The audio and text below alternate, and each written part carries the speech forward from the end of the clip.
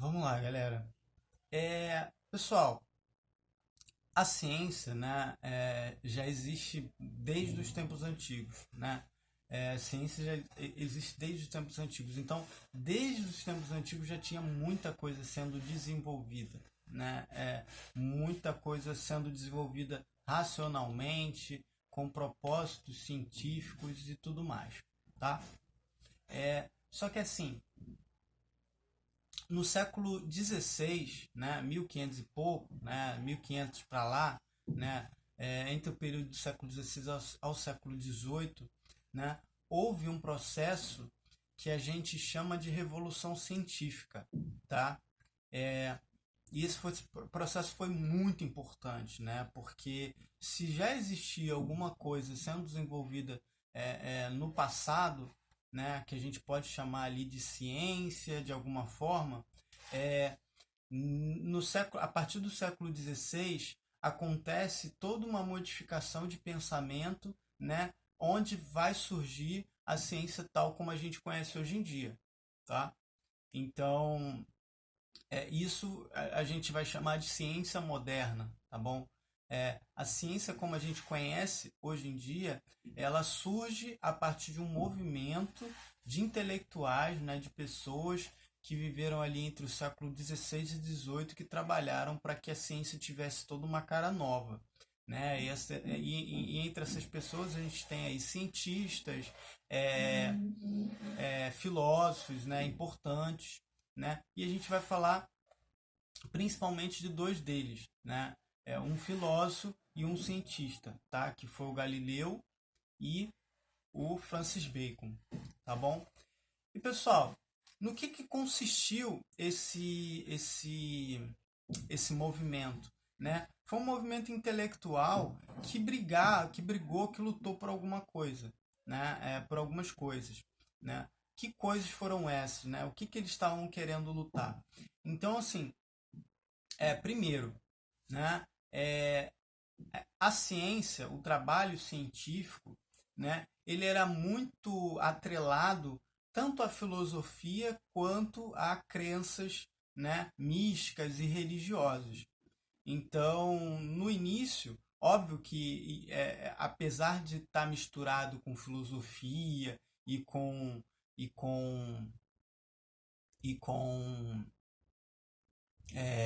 filo- pensamentos místicos e religiosos, a ciência tinha um papel e tinha avançava de alguma forma, fazia-se descobertas e a ciência tinha seu valor e sua importância, né? Só que a partir do século XVI ela começa a evoluir por conta dessas ideias que foram defendidas de uma forma muito mais rápida, né? Então, depois da Idade Média, que a gente fala que é a Idade das Trevas, onde não teve muito avanço, um dos fatores da gente, né, enquanto humanidade, começar a progredir, evoluir em sentido de tecnologia, de conhecimento, foi por conta desse período que essa galera começou a defender algumas ideias, né, como, por exemplo, separar o que é do campo da religião, do misticismo ou da filosofia, né, o que a gente fala aí que seria algo metafísico, né,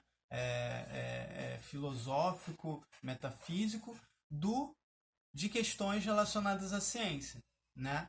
Então, nessa época, esses pensadores, Galileu, Francis Bacon e outros, eles começaram a pensar que, primeiro, né, a ciência ela tem que ter todo um cuidado com a linguagem, porque a linguagem ela nos engana, né? Então, a gente pode incorrer em erros, em falácias, né? Entender um conceito vago como se ele fosse claro, né? Então, existem vários problemas que a gente pode decorrer aí usando a linguagem. Então, eles começaram a enxergar na matemática, por ser mais precisa e objetiva, né? Talvez um caminho mais interessante do que era o caminho natural que os filósofos faziam, de ficar refletindo, né, usando ali palavras, conceitos, né? E também, galera, apesar da ciência não poder fugir dessa coisa dos conceitos, dos argumentos, né, da linguagem verbal, não tem como o cientista fugir disso, ele trabalha com isso também, né? A diferença é que entra em jogo a questão da prova, né, empírica, que a gente chama de filosofia de prova empírica. Né? Empírico é uma palavra grega que quer dizer experiência, né? Algo que eu posso observar, algo que é palpável, né? É um teste que eu posso fazer, que eu posso ver o resultado de fato, né? Então, assim, para que algo seja considerado ciência, ele tem que ser posto à prova por um teste. Eu tenho que testar aquelas ideias, aquela teoria ou aquela hipótese e ver se aquilo bate com a realidade, né? Então, são essas as questões que esse pessoal começou a defender.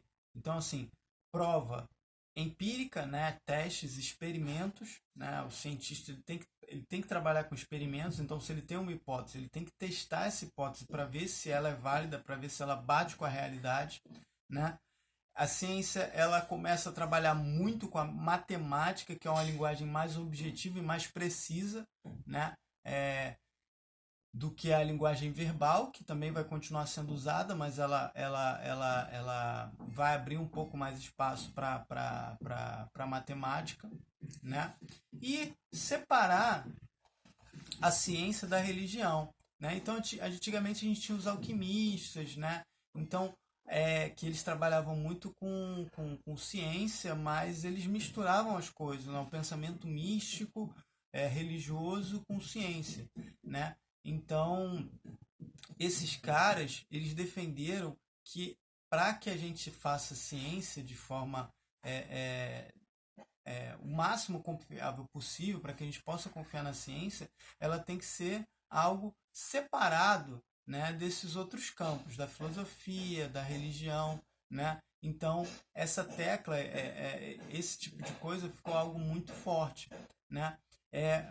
Até porque a religião, muitas das vezes, ela mexe com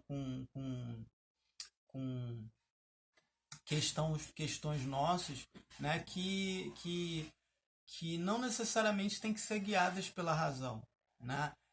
Dentro de seitas religiosas, a gente é muito influenciado pelo comportamento do nosso grupo, né? Independente se esse comportamento seja um comportamento claramente racional ou não, né? A gente tem essa tendência e muitas coisas no campo da religião são movidas pela fé e não pela razão, né? Então, se você quiser ser um cientista, trabalhar com ciência, você vai ter que pegar, né, no seu trabalho, você vai ter que separar as duas coisas. Então, a questão não era se a pessoa era religiosa ou não. Não tem problema nenhum você ser cientista e ser religioso, mas no seu trabalho científico, né, o ideal seria que você separasse as duas coisas, né? Não é à toa que, por exemplo, o Galileu ele começou a questionar, né, algumas ideias a respeito da Terra ser o centro do universo, que era a versão que a igreja defendia na época, e ele foi perseguido e tudo mais. E quando ele foi se defender dessas acusações, ele disse que uma coisa não tem nada a ver com a outra, né? Então, o fato dele estar olhando para a realidade e estar constatando que a realidade funciona de uma determinada maneira, que a natureza funciona de uma determinada maneira, não implica que ele que ele não seja religioso, né? E que ele não tente prezar ao máximo os preceitos ali que estão dentro da igreja. Então, Galileu se dizia uma pessoa religiosa, né, cristã, mas e ele se dizia tentar seguir todo a cartilha ali, né, todos os preceitos envolvidos na religião dele, mas quando ele estava envolvido com o trabalho dele científico, ele tinha que deixar essas coisas de lado, né, e só olhar para como a realidade funciona, né? Então, o ímpeto dele, o movimento, não era de negação da religião, mas sim de tentar entender como as coisas funcionam, como a realidade funciona, né? Então, quando ele estava buscando conhecimento, ele não estava buscando negar o que a igreja dizia, né?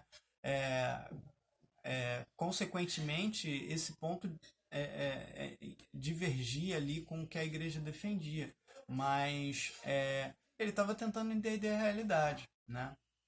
Ele estava tentando fazer ciência, né? Que é essa a ideia, tá bom, galera? Hoje em dia, por exemplo, a Igreja Católica já reconhece, por exemplo, a teoria da evolução, né?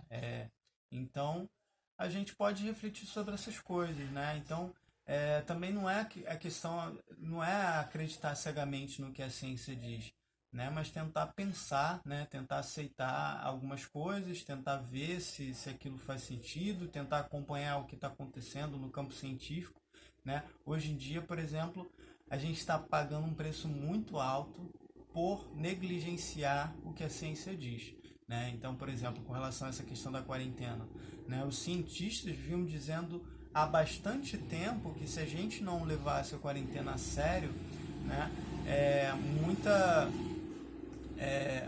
o número de mortes ia se elevar bastante, o número de contaminação ia se elevar bastante. E é isso que está acontecendo. Então a gente aceitou a quarentena, né? Tá tudo parado, o comércio está parado, todo mundo está tomando prejuízo, né, por conta disso. E ainda assim a gente não tá, muita gente não está respeitando a quarentena e está no bar conversando, bebendo, indo visitar pessoas o tempo todo, né, várias pessoas, né. Então a gente negligenciou o que a ciência diz, né, e a gente está pagando o preço e está tomando prejuízo econômico da mesma forma. Então é só desgraça em dobro, né? A gente podia estar tomando prejuízo só de um lado e estar com a saúde dos nossos familiares ali sendo minimamente garantida, né? Porque esse vírus ele pega com muita facilidade, então nem se a gente fizesse séria quarentena, a gente teria garantido, mas a chance seria muito menor, a probabilidade seria muito menor. Eu falei demais, galera. Abraço. Valeu.